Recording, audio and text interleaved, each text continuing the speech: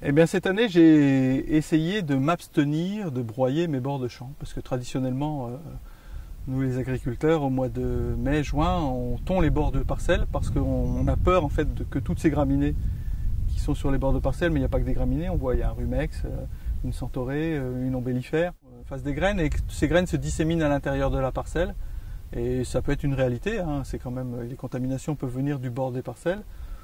Pour autant, c'est certainement gérable et j'ai donc évité de broyer les bords de champ pour laisser l'herbe telle que et favoriser plus la biodiversité, favoriser plus facilement la nidification de certains oiseaux qui aiment bien ces zones-là pour s'installer.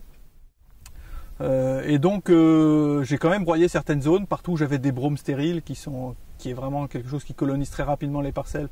Là j'ai broyé. Partout ça me semblait indispensable de broyer parce que j'avais un risque de dissémination d'une adventice que j'aime pas ou par obligation liée à des contrats particuliers, j'ai nettoyé les bords de parcelles. Puis le reste, ma foi, j'ai laissé comme là.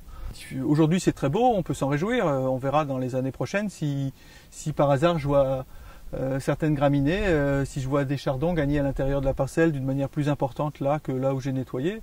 Et puis à ce moment-là, peut-être que je ferai machine arrière, mais pour l'instant ça ne m'inquiète pas plus que ça. Bon, il y a eu beaucoup de travaux de fait, notamment par l'association Symbiose qui travaille dans le nord de notre département sur cette façon d'introduire de la biodiversité dans nos plaines avec des choses simples comme une gestion différente des bords de parcelles, comme on peut faire là, en les laissant en fait tout simplement en l'état et naturel.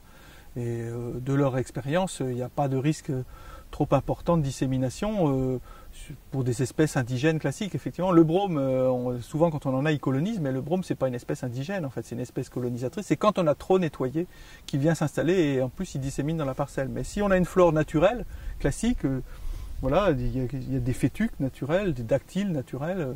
C'est des plantes qui grainent pas énormément, qui sont courtes, on voit là, donc qui finalement tombent sur place et ne vont pas dans la parcelle. Alors je nettoierai certainement peut-être, mais voilà, au début août, plus tard, quand il n'y a plus de nidification, à d'autres moments où il y a moins de risques par rapport à la flore et à la faune qui s'installent à l'intérieur de ces bandes.